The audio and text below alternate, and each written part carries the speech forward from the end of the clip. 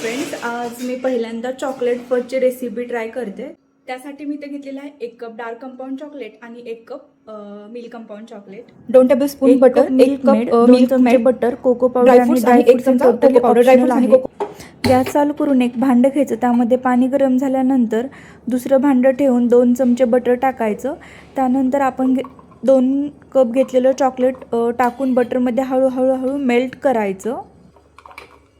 चला आता मी चॉकलेट थोडंसं हलवते, अजून वेळ लागेल थोडासा।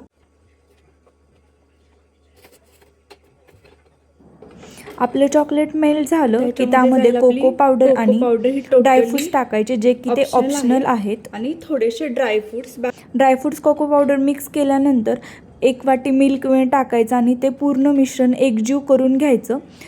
एक काचेचं कंटेनर घ्यायचा, त्याच्यामध्ये फॉईल पेपर किंवा बटर पेपर टाकायचा खाली आणि त्याच्यावरती आपण हे केलेलं मिश्रण टाकायचं आणि वरती फुल असं ड्रायफ्रुट्सनं डेकोरेशन करून घ्यायचं। 2 ते 3 तास फ्रीजमध्ये सेट व्हायला ठेवूया।